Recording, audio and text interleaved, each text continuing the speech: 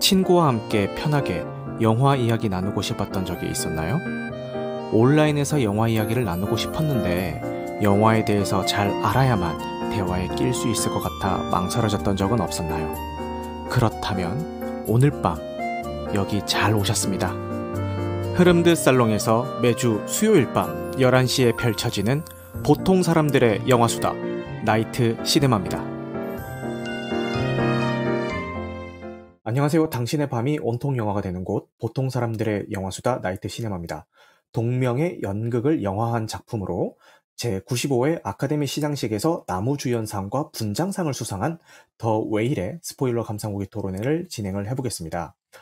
오늘 방송에서 언급되는 영화 기본 정보와 스토리의 출처는 나무위키와 다음 영화임을 밝힙니다. 스포일러 감상후기 토론회는 매주 수요일 밤 11시에 오디오 토론 플랫폼인 흐름드 살롱에서 진행이 되고 있고요. 오픈되어 있는 온라인 공간에서 진행되는 만큼 누구나 참여하실 수가 있습니다. 단, 캐스트로 청취하시는 분들은 온라인 녹음의 특성상 스피커분들의 환경에 따라서 음질 차이가 발생할 수 있다는 점 양해 말씀 부탁드리겠습니다. 그리고 바쁘신 분들은 1.2배속이나 1.25배속으로 청취하실 것을 권장드립니다. 추천과 구독은 큰 힘이 되니까요. 잘 부탁드리겠습니다. 지난 방송 이후에 후원은 없고요. 지난 방송 이후에 나이트 시네마 채널에 어떤 소식이 있었나 소개를 해드리겠습니다. 먼저 틱톡에서 팔로워가 800명을 돌파했습니다. 얼마 전에 700명 돌파 소식을 전해드렸던 것 같은데 벌써 800명이 돌파를 했고요. 유튜브 팔로워가 틱톡 팔로워만큼 잘 늘었으면 소원이 없겠는데 유튜브 팔로워는 조금 정체기가 왔네요. 그리고 나이트 시네마가 이제 팟빵에서 무편집본, 그러니까 지금까지는 계속 편집 과정을 거친 캐스트를 무료로 제공을 하고 있었잖아요. 근데 그건 똑같이 계속 제공을 해드리고요. 편집 과정을 거치지 않은 무편집본을 유료 서비스로 이제 제공을 시작을 했습니다. 건당 300원의 서비스가 되고 있고요. 300원을 지불을 하시면은 편집 과정을 거치지 않은 생 날것의 라이브를 들으실 수가 있습니다. 근데 이게 뭐 제가 건당 300원 해가지고 뭐 빌딩 세우고 막 그런 목적으로 돈 많이 벌자는 목적으로 한 게 아니라 이제 많은 분들이 지금 편집 과정을 거치면서 라이브에서만 나오는 라이브만의 재미 이런 것들이 좀 날아가는 것 같아가지고 좀 아쉽다 이런 얘기를 하셨는데 사실 제가 편집하는 내용들이 전부 다 기록으로 남았을 때 조금 민망할 수 있는 그런 내용들을 다 편집을 한단 말이에요.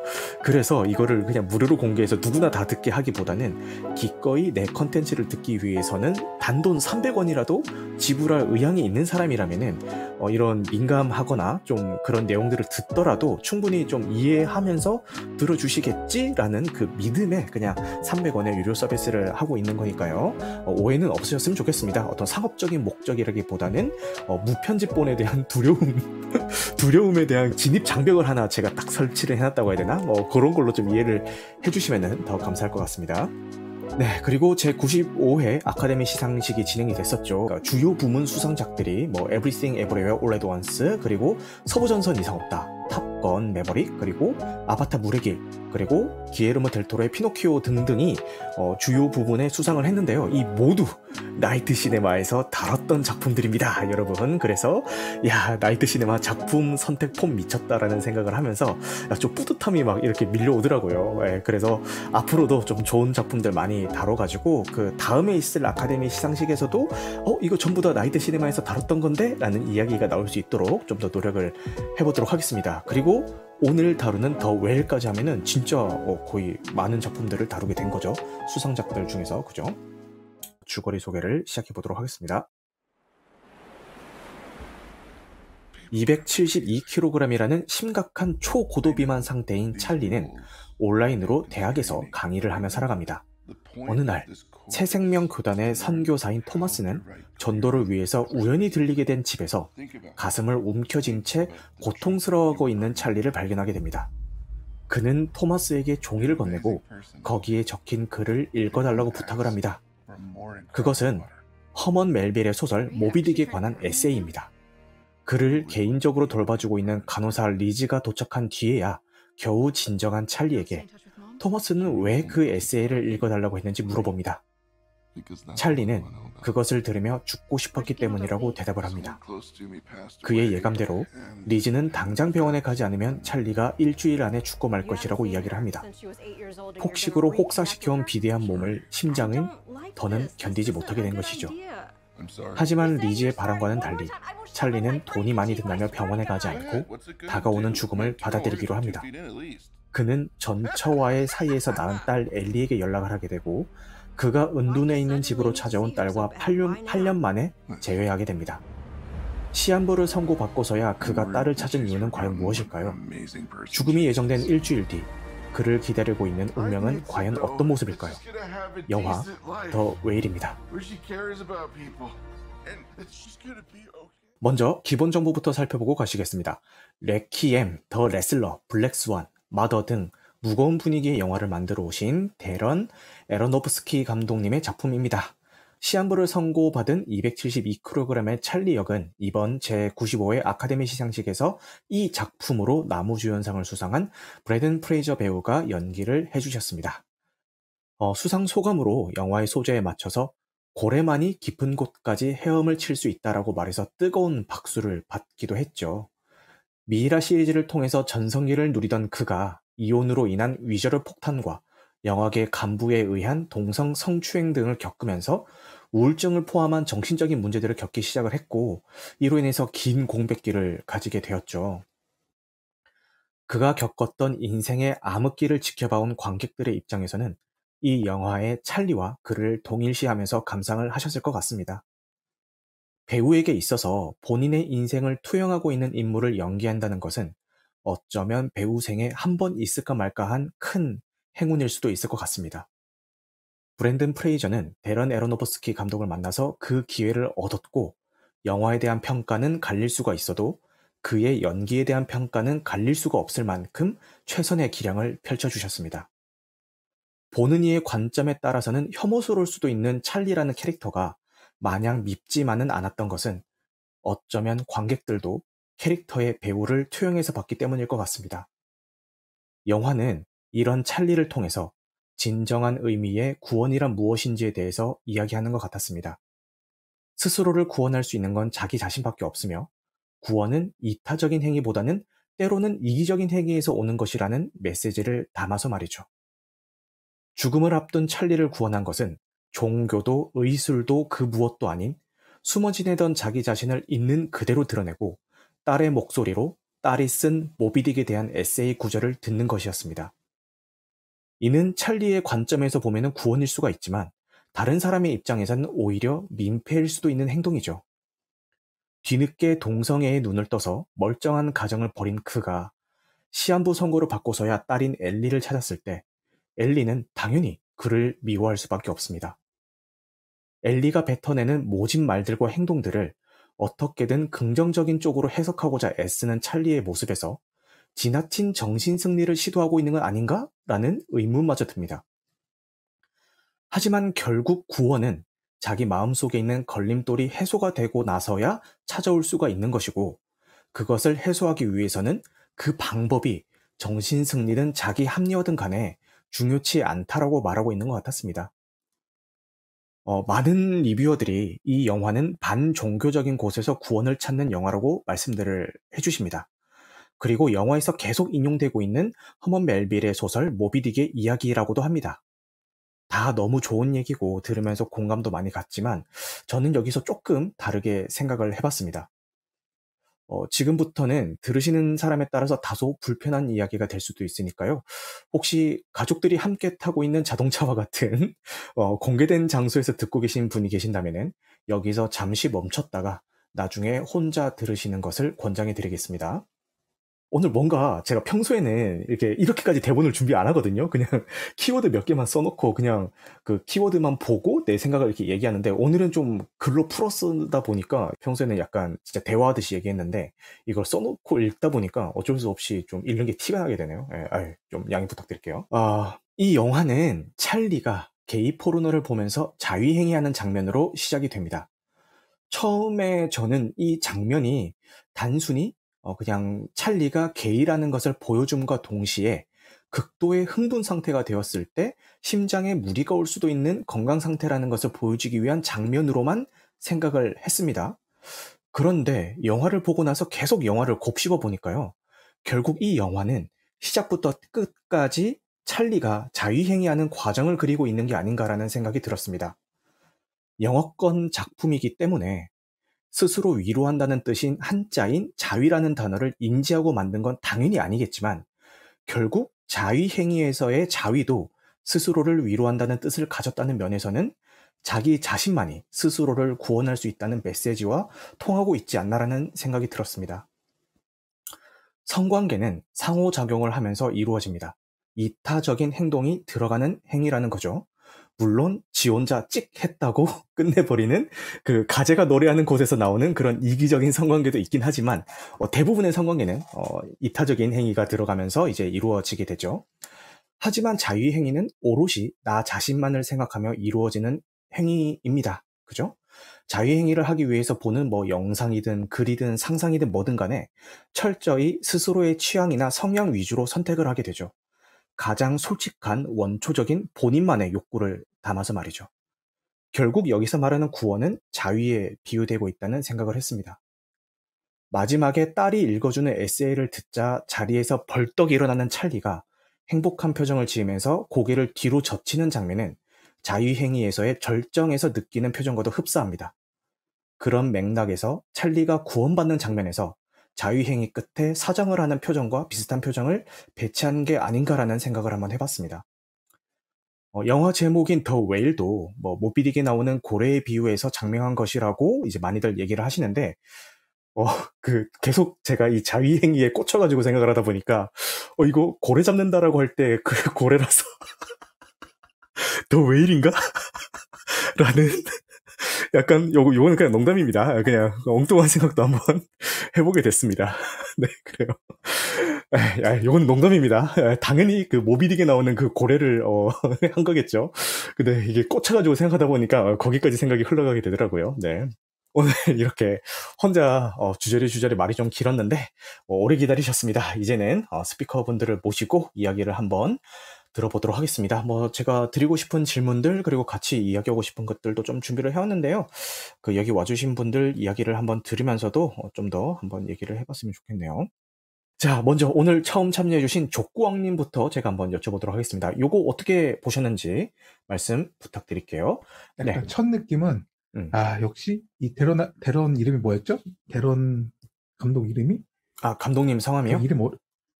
이름이 발음하기 굉장히 어렵죠. 네. 데런 에로노프스키 감독님이십니다. 네.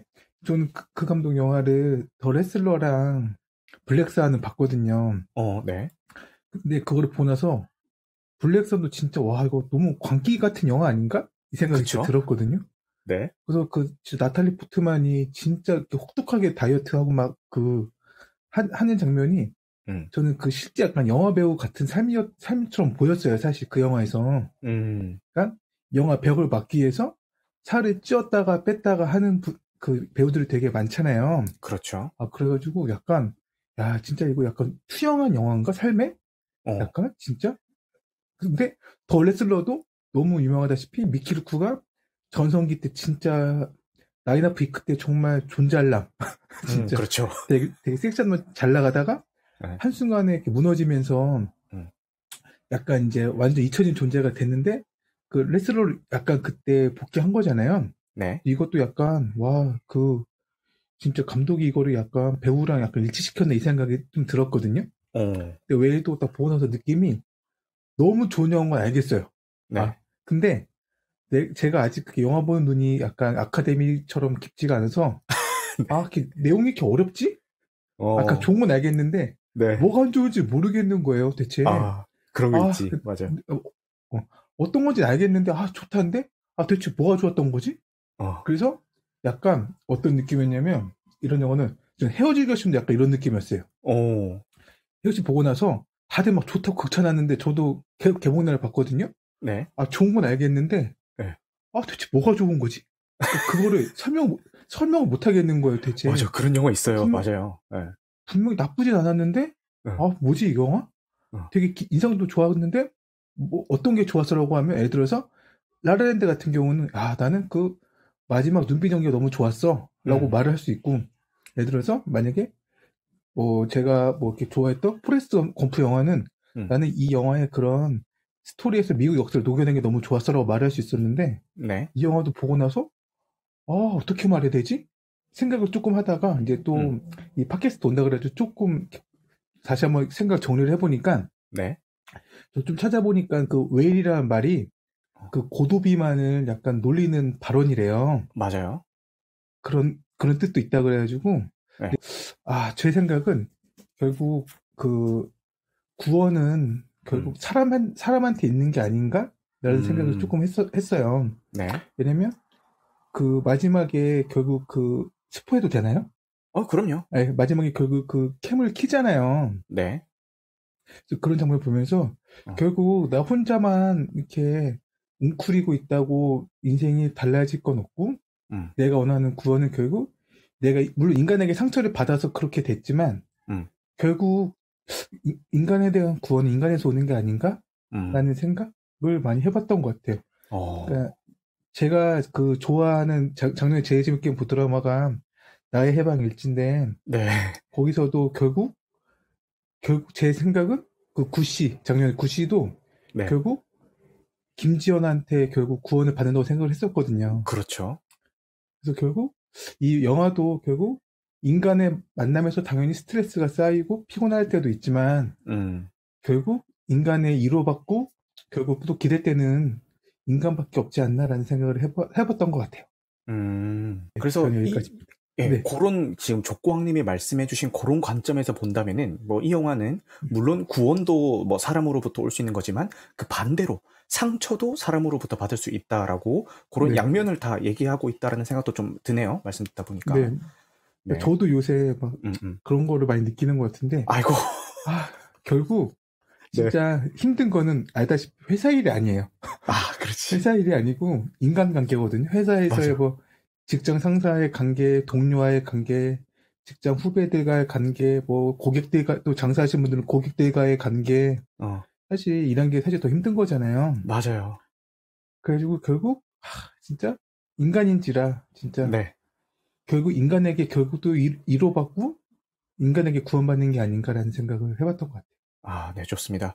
그 직장 사람들 그리고 고객들에게 받으신 상처를 족구왕님이 오늘 이 자리에 계신 인간으로부터 좀 치유받으시길 바라면서 네, 마이크를 초롱님에게 넘기도록 하겠습니다. 네, 감사합니다. 네. 아닙니다. 말씀 너무 잘하시는데? 앞으로 자주 와주세요, 족구왕님. 네, 알겠습니다.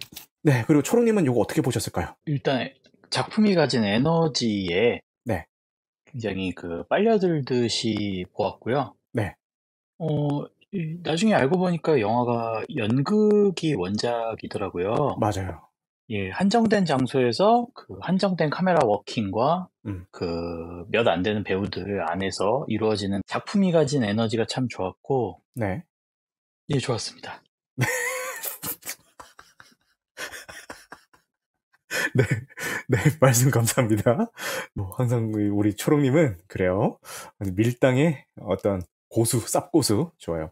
테레지님이, 이 작품을 못 보셨구나. 이거 못 보셨으면은, 꼭 한번 보시기를 바라겠고, 그리고 제 생각에는 이거는 그냥 내용을 다 알고 봐도 스토리적으로 막 빠져든다기 보다는 그 본인이 좀 느끼는 영화거든요. 그러니까, 이 캐릭터들이 뿜어내는 그 에너지를 느끼는 영화다 보니까 내용을 좀 알고 가서 봐도 뭐 크게 감상에 지장이 있을까 싶은 작품이긴 해요. 예, 그래서 아마 뭐 보셔도 괜찮을 것 같다라는 생각이 듭니다.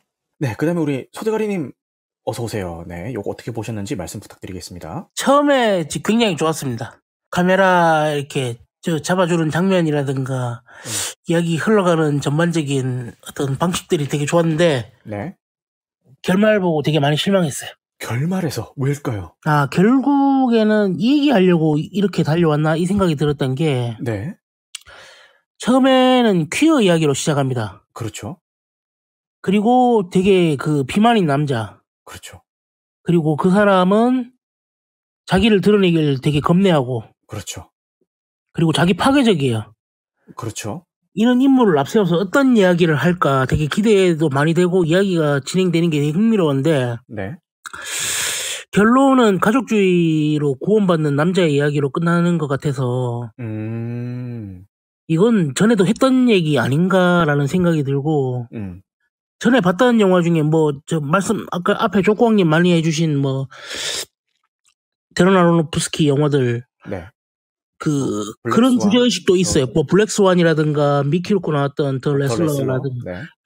그런 것도 있는데 저는 약간 노아하고 약간 조금 겹쳐져 보이더라고요. 노아. 네. 그래서 전에 했던 얘기고 더 발전되지도 않았고 뭔가 새로운 얘기 할 것 같으면서 결말이 이렇게 나니까 이건 당신 좀 실망스러운데 이런 생각도 들고 전에 전작 중에 마더라고 있습니다. 아 맞아요. 마더 느낌표 그거랑 비슷한 느낌이 들어서 그것도 네. 처음에는 되게 뭔가 긴장감 있게 흘러가다가 결국에는 그 아담과 하와의 그 성서에 나오는 인간의 폭력성에 관한 고발로 끝내는 걸 보면서 되게 신박한 얘기하던 사람인데 이제는 뻔한 얘기를 이렇게 하나 이런 생각이 들어서 되게 좀 아쉬운 지점이 있었는데 이번 영화도 되게 그런 지점에서는 아쉬웠어요. 근데 좋았던 건 역시 브랜든 프레이저. 네. 이 배우의 연기가 아까 앞에 말씀하셨던 것처럼 레슬러처럼 그 미키 루크가 투영되잖아요. 레슬러에서. 맞습니다. 여기도 브랜든 프레이저 인생이 그대로 투영되는 것 같아서 네. 되게 그게 뭔가 조금 감정이 되면 되게 느껴지더라고요. 그래서 그런 지점들이 좋았고 그리고 카메라 감독님을 찾아보니까 이게 원래 핸드헬드로 되게 유명하신 분인데 고정 카메라로 이렇게 찍어내더라고요. 그렇죠. 그리고 그 몇 장면 안 나오는데 바다 장면하고 그 집안 장면이 대부분이고 네. 바다 장면이 한 서너 컷 이렇게 나오잖아요. 네. 그게 되게 대비돼가지고 되게 좋았어요. 그 집안과 바다와 그러니까 이 사람이 뭐에 갇혀 있는가 이렇게 자기 파괴적인 그 몸에 갇혀 있는 이 사람이 결국에는 그 어딘가에 갇혀 있는 고래처럼 보이기도 하더라고요.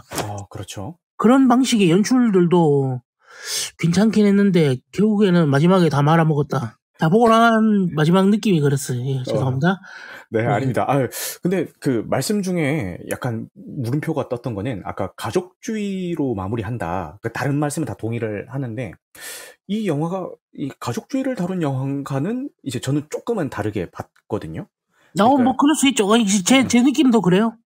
그렇죠. 제 느낌이 그래서 그렇게 말씀드린 거예요. 그러니까 네. 그 종교 때문에 사랑하는 사람이 잃었고 그거에 저항하는 의미에서 자기 파괴적으로 몸을 그렇게 만들었다고 생각했거든요.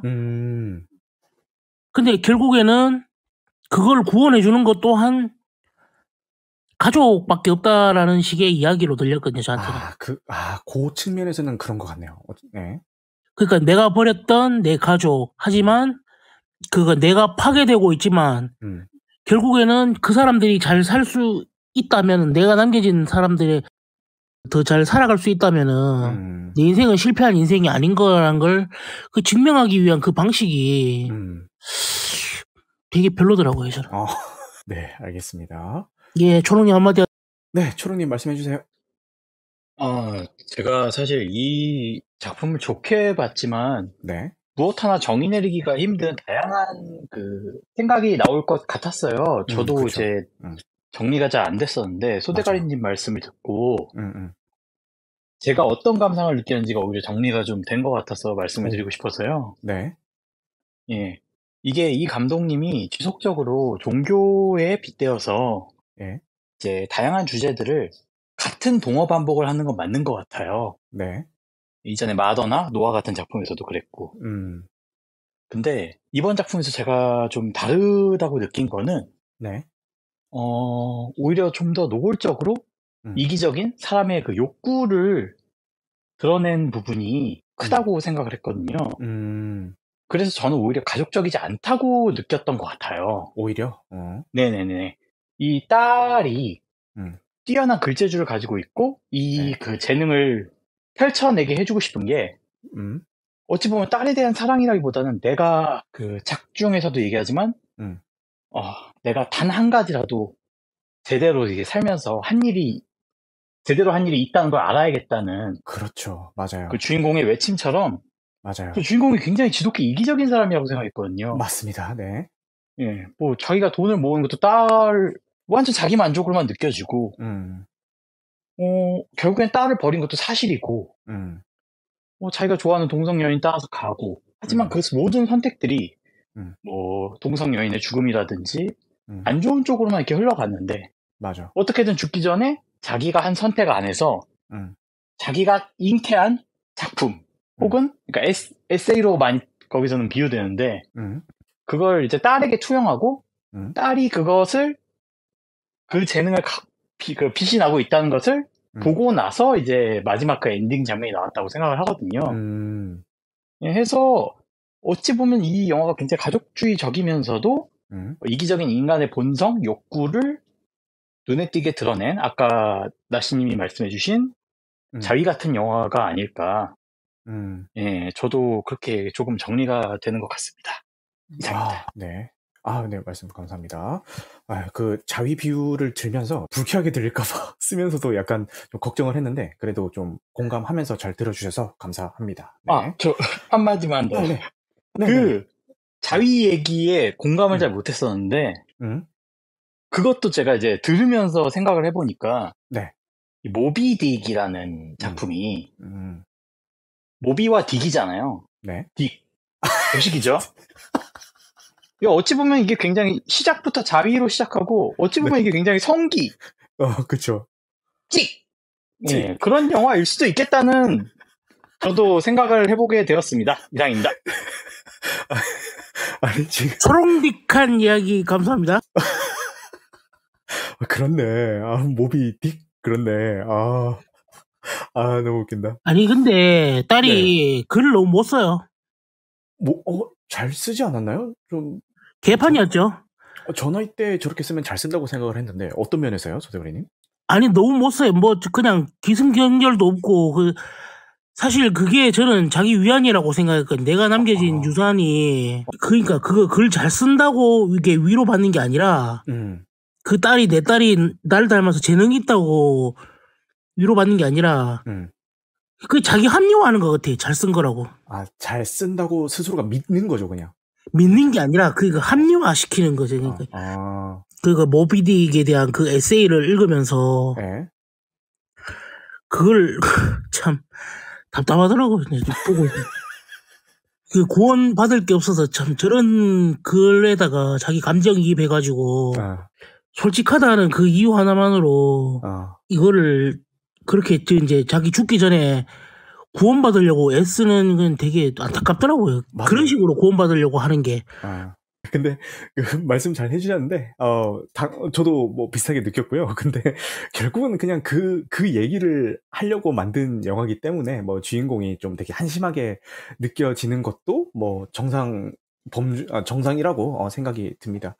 네, 저도 뭐 그런 얘기 할 거면은 이야기 스케일을 더 작게 했어도 될 것 같아요. 더 작게.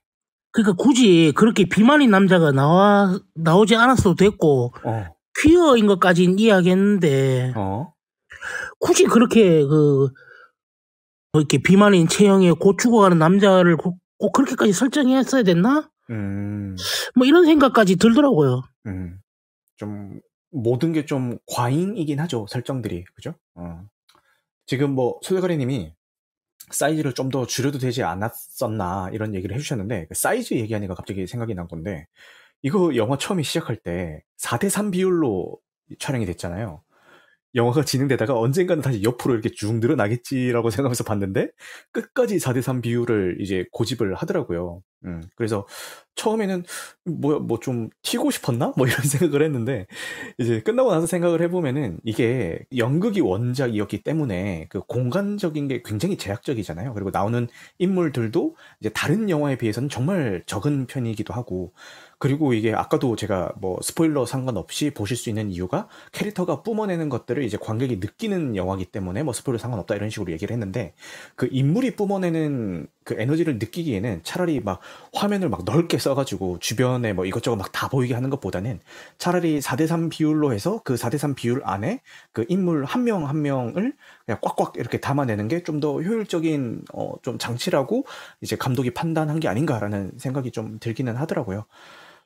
약간 저도 네. 듣고 보니까 약간 감독의 고집이라던가 저도 영화 볼 때는 그냥 집중해서 잘 못 느꼈는데 아까 소대가님 말한 것처럼 상이 너무 극단적이었던 걸 생각해 보니까 그렇지. 영화 볼 때는 그걸 전혀 못 느꼈어요. 왜냐면 약간 되게 그 좁은 화면에 요새 그 4대3 비율 거의 안 쓰잖아요. 안 쓰죠. 네. 그래서 진짜 무슨 옛날 영화 보는 것 같은 느낌? 막 진짜? 맞아. 근데 그러니까 사실 더 몰입이 잘 됐던 건 맞는 것 같아요. 잠깐 내가 진짜 그 좁은 공간에 있는 들어간 느낌이 내가 뭔가 답답하고 저 순간 어떤 생각도 들었냐면 네. 아, 살 좀 빼지. 아, 이 생각도 드는 거예요. 솔직히 말해서. 아, 피자 좀 그만 먹어. 아, 무슨 피자를 뭐 계속 먹어. 막. 폭식하는 장면 나오죠. 네. 예. 그러니까 스트레스 받으면 막 폭식하고 이렇게 토도 막 하잖아요. 네, 맞아. 그거 혼자 침대도 못 올라가고 막. 맞아. 그런 거 보면서 아, 저렇게 극단적으로 살아야 되나? 싶다가도 그래도 또 요새 드는 생각은 아, 어딘가는 또 저런 사람도 있을 수 있겠구나라는 또 생각이 들긴 하더라고요. 정말 자기가 정말 스트레스를 풀 데가 없어서 진짜 그런 거 막 유튜브 보면 있잖아요. 뭐 그런 스트레스랑 폭식해가지고 막 되게 살 많이 찌는 분 보면서 제가 그 사람들 보고 막 이렇게 막 비난하진 않잖아요. 안타깝다라고 느끼는 것처럼 저 사람들도 한편으로는 아 얼마나 정말 해소할 게 없었으면 저렇게 할까라는 생각이 들면서도 근데 그러면 주위 사람이 진짜 힘들거든요. 아 맞아. 주위 사람이 네. 실제로 리지가 너무 힘들어하죠. 네, 힘들어하고 솔직히 딸도 아빠 솔직히 저는 약간 아빠를 개무시한다고 생각했거든요, 진짜로. 그렇죠. 네. 네. 그러니까 딸한테도 그러지도 못하고 그래서 솔직히 진짜 요새 애들이 말처럼 네 남친 지나간다 이런 느낌으로 그 딸이 어떻게 우리 아빠라고 당당하게 말할 수 있겠어요, 정말로. 없지. 제가 사춘기여도 되게 부끄러웠을 것 같아요. 맞아. 우리 아빠라고 보여주기가. 그래서 그런 걸 보면서 아 제가 그 답답함을 느꼈던 게 그 화면 비율 때문이었구나도 생각이 좀 들었던 거예요. 진짜 보면서 진짜 캐릭터가 너무 답답했거든요. 아 왜 저렇게 살아? 진짜 약간. 근데 그 생각이 그 화면 비율과도 연관이 있겠구나. 진짜 그 생각까지 들게 된 것 같아요. 아 네 말씀 감사합니다. 네. 초롱님도 답답한 화면비에 꽉 찬 인물을 우겨넣은 느낌이었습니다. 라고 해주셨고요. 마지막이 제가 아까 되게 좀 실망스러웠다고 했잖아요. 네. 그 흘러가는 구조 자체가 좀 저는 좀 별로였다고 싶은 게 결국에는 어둠에서 빛으로 가기 위한 어떤 여정 같은 거라고 느낌을 받았거든요. 마지막에 봤을 때. 아 그렇지. 이걸 이렇게 단순하게 표현하나? 그러니까 문을 열었을 때 그 집안으로 빛이 들어온다든가 그런 연출들 말씀하시는 거죠? 그런 식의 이제 톤 자체가 굉장히 어둡다가 문 열고 되게 밝아지는 어떤 그 마지막 순간을 위해서 달려왔는 건가? 라는 생각이 들면서 이야기가 되게 복잡하고 참 생각할 게 많은 영화인데 이렇게 단순하게 처리하나? 마지막을? 이런 생각이 들어서 그런 지점도 되게 안타까웠습니다. 자꾸 욕만 하네요. 아니요. 그러니까 지금 소대가리님이 뭐 계속 아쉽다 뭐 이렇게 얘기를 하시는 게 아마도 이 감독의 전작 필요 없이 그냥 이 영화만 딱 보셨다면은 괜찮다 이렇게 말씀을 하셨을 것 같은데 아무래도 그 감독이 해오셨던 것들도 있고 하니까 이제 그런 의미에서 좀 동어 반복이라는 것도 느끼시는 것 같고 여러 가지 좀 기대했던 것 대비 좀 아쉬운 점들이 생기신 게 아닐까라는 생각이 듭니다. 네. 좀 그런 지점이 있더라고요. 그렇죠. 네. 네네네. 초롱님은 자기 몸조차 가누지 못하던 주인공이 결국 육신을 벗어나서 자유롭게 비상하는 것으로 보여서 좋았지만 소대가리님이 하시는 말씀도 무슨 말씀인지는 이해가 갔습니다. 라고 했습니다. 그리고 금비님께서 계속 그 다른 단톡방에서도 대체 어디서 온 거예요? 이게 이 영화가 울 수 있는 지점이 있나요? 대체 어디서 온 거예요? 막 이런 얘기들을 하셨는데 저는 마지막 그 엔딩 장면에서 울었고요. 솔직히 말하면 운 건 아니고 좀 울컥했고요. 이제 딸을 향해서 막 되게 절규하듯이 이렇게 딸이 문을 열고 딸이 모비딕에 대해서 쓴 자기 에세이를 읽는 거를 들으면서 이제 일어나서 한 걸음 한 걸음 힘겹게 이제 딸을 향해서 다가가고 뭐 자기 감정을 막 쏟아내고 그 장면에서 조금 울컥하더라고요. 많이들 지금 앞에서 막 뭐 한심했다, 뭐 살 좀 빼지라는 생각을 했다, 우리 아빠라고 얘기하기도 좀 부끄러운 인물인 것 같다라고 얘기하시는 것들에 모두 동의를 합니다. 당연히 호감형 캐릭터는 아니에요. 아님에도 불구하고 아까도 제가 서두에도 말씀드렸던 것처럼 뭔가 자꾸 영화 외적인 것들이 개입을 하는 거예요. 그러니까 뭐 이 배우의 실제 삶이 얼마나 뭐 힘들었는지 그거를 이제 영화를 통해서 좀 쏟아내고 있다는 느낌도 좀 받았고, 그리고 이기적이든 어쨌든 간에 이 사람이 자기가 죽기 전에 뭔가 좀 숙제처럼 남아있던 것들을 해소하기 위해서 어떤 노력들을 했는지에 대한 과정들이 이제 약간 제 눈앞에 이 사람의 주마등이 마치 이렇게 싹 지나가는 것처럼 그렇게 느껴져가지고요. 약간 좀 울컥했습니다. 그 부분에서. 네, 초롱님은 어떤 부분에서 좀 울컥하셨는지 말씀 부탁드릴 수 있을까요? 저도 나시님처럼 엔딩 부분에서 딸에게 네가 썼던 그 에세이를 좀 읽어달라. 이 부분에서 많이 울컥했는데요. 일단 그 에세이가 굉장히 반복되잖아요. 맞아요. 예, 그래서 저도 사실 어렸을 때 분명히 이 백경을 읽었었는데 기억이 잘 안 나더라고요. 모비딕의 다른 제목이 백경이죠? 예. 네. 이게 어렸을 때 분명히 그 어린이용 도서로 이제 짧게 나온 것도 있었고, 이제 나이 먹고서 풀버전이 말이 이상하네요. 풀버전. 무석재 예. 풀버전, 감독판. 예. 그걸로도 한 번 정도 제가 읽었던 기억이 나는데, 이게 고전이니까 한 번쯤 읽어봐야겠다고 하는데, 저도 같은 부분을 많이 느꼈어요. 하지만 이제 보통 도쿠 감상을 쓸 때 이제 그런 표현은 잘 안 하잖아요. 보통 스토리를 요약한다거나 뭐 여러 가지 감상들을 내놓는데, 그 모비딕 읽어보신 분들은 아시겠지만, 이게 굉장히 긴 그 장대한 드라마이자, 사실상 해양 생태 그 사전 같은 책이란 말이에요. 네. 중간중간 그 고래가 어떻고 이런 부분들이 네. 슬프게 느껴졌다는 부분이 네. 저도 이제 다시 읽어보니까 알겠더라고요.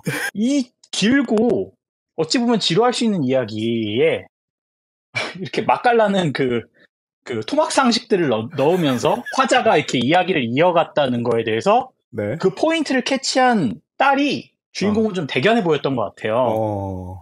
그리고 확실히 글 못 쓰는데 톡톡 튀는 부분들이 있어요. 그 시 같은 경우에도 아빠가 시 쓰라고 줬더니 막 불만을 적어놨잖아요. 맞아요. 근데 이제 주인공이 이제 그거를 단어를 하나씩 세봐요. 이게 그 일본의 유명한 그 하이쿠 형식의 그 단시인데 제가 정확하게 지금 그 영문은 기억이 안 나는데 대충 뭐 이 집 냄새나 공책 너무 싫어 뭐 너무 따라와 이런 식으로 굉장히 운율이 네. 살아있는 그렇게 써놓은 걸 보고서 주인공이 이렇게 화색이 도는 그런 장면이 있단 말이에요. 맞아요. 예. 분명 이게 뛰어난 것들은 아닌데 이제 주인공은 이제 자기가 잉태한 것 중에서 가장 밝은 부분들, 잘된 것들을 포착했다고 생각을 해요. 그래서 네. 마지막에 그걸 읽어주는 딸을 보면서 이제 자랑스러워하면서 이제 비상하는 이 모습에서 저는 좀 눈물을 흘렸는데, 이게, 확실히 사람들마다 다양한 시각이 있네요. 이상입니다. 네, 맞아요. 초롱님이 랩을 해주신 거는 이 집 냄새나 이 공책 개 허접해 전부 다 싫어라는 그 구문이었고요.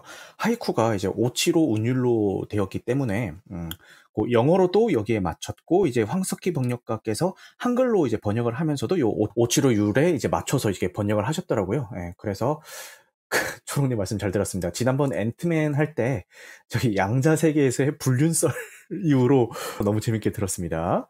네, 그래요. 그래서 금비님이 눈물이 그래서 왜 났나요? 라고 하는데 저랑 비슷한 뭐 감정에서 아마 초롱님도 눈물을 흘리신 것 같다라는 생각이 듭니다.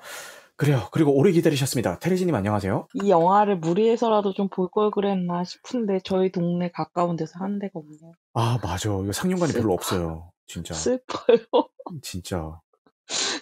근데 사실 저는 감독 보고는 이 작품 별로 보고 싶다는 생각 안 했거든요. 그럴 수 있어. 맞아요. 왜냐하면 이 감독이 영화 볼 때 이 영화를 관객이 편안하게 보기를 원하지 않는 감독이에요. 맞아요, 맞아요. 네, 그래서 저는 되게 힘들었거든요. 네, 그럴 수 있어요. 이분의 그 대표적인 필모그래피인 블랙스완하고 네. 전 제키, 그러니까 제키. 감독 말고 그 배우가 나탈리 포트만이 나오는 작품 2개를 본 거예요. 근데 두 작품 다 정말 보기가 힘들었던 기억이 있거든요. 맞아. 그러니까 영화는 좋았어요. 근데 블랙스완을 보면서 저는 힘들었던 게 네. 제가 좀 이렇게 한계까지 좀 저 자신을 몰아붙이는 면이 있기 때문에 영화에서까지 그런 작품을 보니까 너무 제 마음이 황폐해지면서 힘들더라고요. 흥미로운 작품이긴 했어요. 근데 너무 영화를 보고 나서 내가 힘들었다. 그래서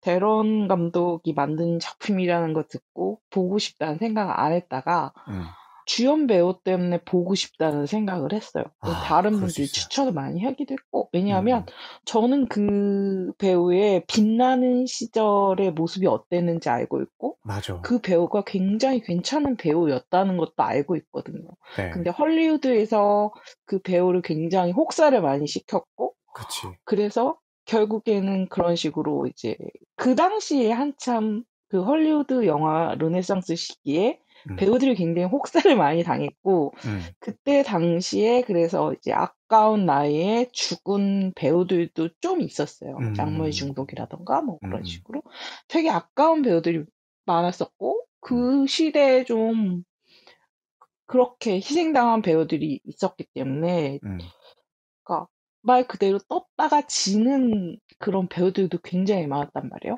근데 그랬던 배우들이 이제 드라마에서 나온다거나 영화에서 나온다거나 이럴 때마다 너무 이렇게 감동이 가슴을 이렇게 그렇죠. 반갑죠, 엄청. 벅차오르는 그런 느낌이 드는 거예요. 그치. 저는 드라마에서 이렇게 막 제기하는 것도 대단하다고 생각을 하는데 다시 영화에서 이렇게 제기를 하는 모습을 그것도 어떻게 보면은 과거에 굉장히 자기의 빛나던 모습을 다 버리고 맞아. 굉장히 자신을 포기한 채 한 작품이잖아요. 네. 무너져가는 자신의 모습을 그러니까 뭐라고 해야 되지? 그대로 그냥 사용했다는 느낌이 들었다고 해야 되나? 네. 감독이 그 이미지를 좀 이렇게 자기 작품에 이용을 한 것 같은 느낌이 드는 그런 작품이죠. 그래서 저는 사실 데런 감독보다는 이 배우 때문에 보고 싶은 작품이기도 하고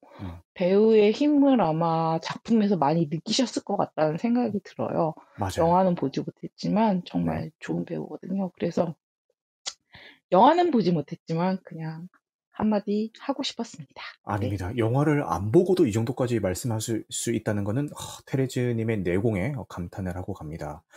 초롱님이 출연 배우들이 전부 좋습니다. 조연으로 나오는 동양 배우분도 기가 막히고요. 라고 하는데 이제 홍차오라는 배우분이시고 간호사이자 찰리의 죽은 이제 연인의 동생이기도 하죠. 리즈라는 역할을 연기해주신 홍차오 배우님이십니다.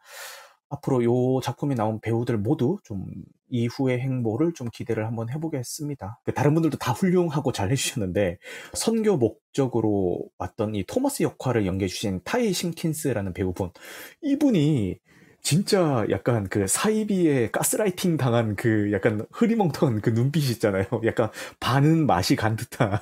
그러니까 그냥 얼핏 보면 멀쩡한데 자세히 보면은 약간 광기 서려 있는 그런 그 눈빛 연기를 너무 잘 해준 것 같아가지고 야 진짜 도를 아십니까 같은 그런 그 포스가 느껴졌다고 해야 되나?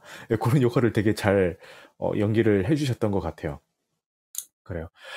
더 메뉴에서 그 관리인이 홍차오 이 사람이었구나. 그렇네. 못 알아봤어. 맞네. 더 메뉴에서 그렇다. 나 지금 알았어요.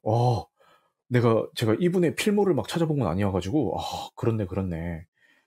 이야기들을 들으면서 느꼈던 게, 그 폭식하는 장면이 나오잖아요. 그 장면에서도 약간 좀 반성을 하게 되더라고요. 제가 지금 요즘 최고로 스트레스 많이 받고 있는 게 다이어트인데, 제가 운동은 보통 사람들보다 굉장히 많이 하는 편입니다. 매일매일 운동을 하기 때문에 많이 하는 편인데, 살이 빠지지 않는 이유는 먹는 거를 좀 잘 챙겨 먹어가지고 이제 살이 안 빠지는 편이거든요. 저는 진짜 먹는 것만 조절 성공을 하면은 살이 뭐 금방 빠질 것 같다라는 생각이 들어요. 근데 이게 정말 힘들어가지고 막 뭐 맛있는 게 앞에 있으면은 막 되게 맛있게 먹는 편이에요. 그러다 보니까 이 영화에 나오는 그런 모습을 보면서 약간 거울 치료를 받았다고 해야 되나? 근데 반전은 이 영화를 보면서 팝콘과 콜라를 먹으면서 봤다는 거. 그래서 막 피자랑 이런 거 막 입에 쑤셔 넣는데 약간 좀 뜨끔하면서도 팝콘을 계속 먹게 되더라고요. 뭐 기왕 산 거 어떡할 거야, 먹어야지 막 이러면서. 그러면 이제 마지막으로 하고 싶은 말씀 자유롭게 한번 나눠보고 오늘 시간 한번 마무리해 보도록 할게요. 자, 먼저 족구왕님부터 그 더 웨일에 대해서 뭐 못다한 말씀이 있으시다면은 자유롭게 말씀하실 수 있는 시간을 드리겠습니다. 사실 웨일이라는 영화가 사실 흥행작도 아니고 진짜 이렇게 평범한 제 친구들이 가서 사실 보기에는 조금 어려운 영화잖아요. 그렇죠. 저는 그래도 이런 영화 좀 보니까 보고 나서 이야기하는 것도 너무 좋았고 네. 다음 주 이니셜 벤치도 저도 완전 기대 중이거든요. 네. 저도 3빌보드 너무 재밌게 봐가지고 네. 이제 그 감독이라 그래가지고 사실 이것도 성향관이 많지가 않더라고요. 와, 진짜 너무 없어. 네. 네. 더 없어. 더 웨일보다 더 없어요. 네. 왜 대체 그 김연의 칼라가 슬램덩크는 안 내려가는 건지. 적당히 좀 하지. 네. 저도 슬램덩크 2번 봤는데 이렇게 오래 갈 줄 몰랐거든요. 저도요. 어떻게 아직까지 걸려있을 줄 몰랐는데 네. 이게 사실 요새 대앱이나 이런 게 망해가지고 맞아. 더 그런 것 같아요. 다음 주도 꼭 참석하도록 하겠습니다. 아마도 다음 주는 뭐 큰 이벤이 없는 한 인신의 벤시를 다루게 되지 않을까 싶은데 네, 그렇게 와주셔서 감사합니다. 족광님. 네. 오늘 뭐 처음 참여하시는데 말씀도 너무 잘하셔가지고 다음에 오셔도 충분히 잘 하실 것 같아요. 족광님 감사합니다. 네. 네, 감사합니다. 네, 좋아요. 그리고 초롱님도 이제 마지막으로 하실 말씀 있으시면은 자유발언 기회 드릴게요. 감독님이 뭔가 우직하게 이 성서에 빗대어서 이제 인간의 삶을 디테일하게 표현하는데 지금 관심을 많이 가지고 계신 것 같은데, 일단은 간만에 이렇게 흡입력 있는 연기력과 에너지를 봐서 좋았고요.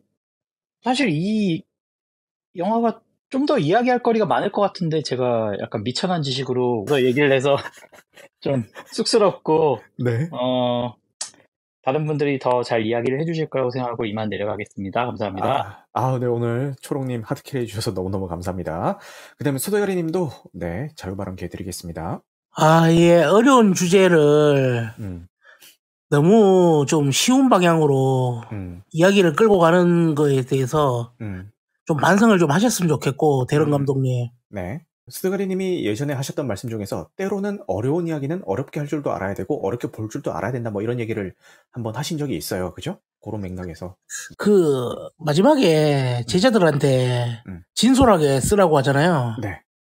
리얼하게 쓰라고 하는데 그걸 표현을 너무 못한 것 같아요. 영화적으로. 오해가 생길 것 같아요.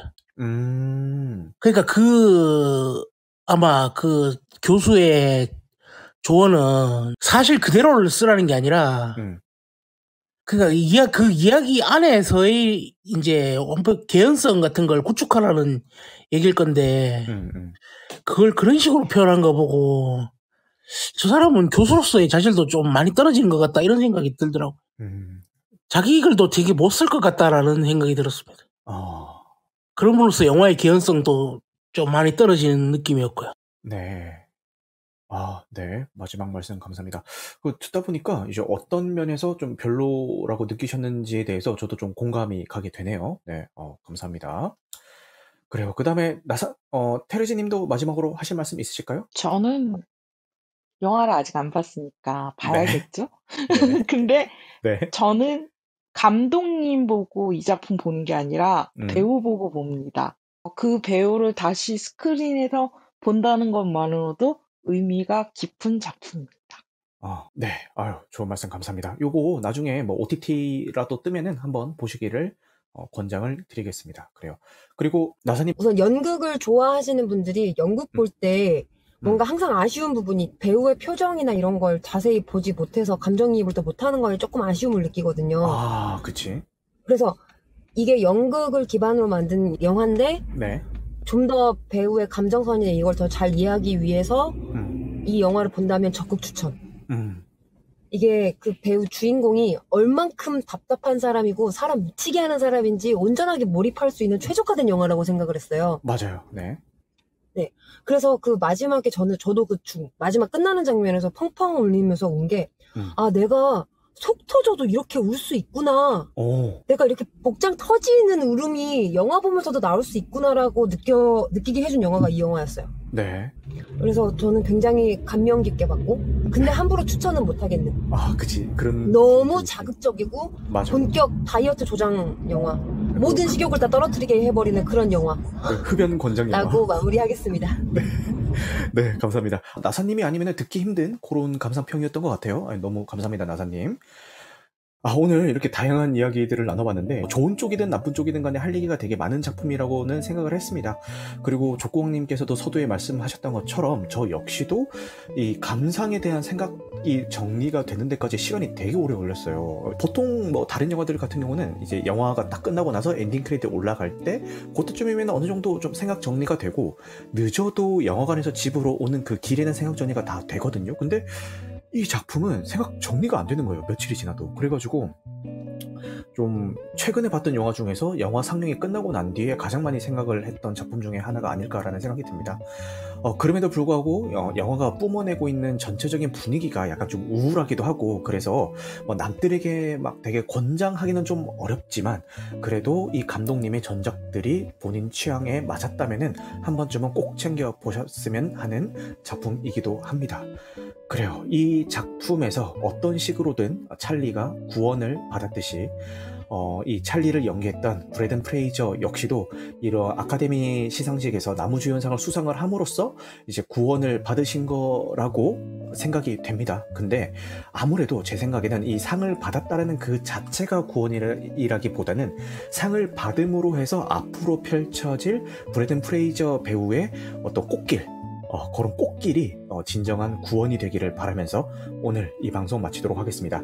오늘도 늦은 시간까지 함께 해주셔서 감사하고요. 오늘 방송된 내용은 편집 과정을 거쳐서 유튜브와 각종 팟캐스트 플랫폼에 업로드될 예정입니다. 편집 과정을 거치지 않은 무편집본은 팟빵에서 건당 300원의 유료 서비스로 감상하실 수가 있습니다. 그러면 여러분들 영화 같은 마음 되시길 바라겠습니다. 감사합니다.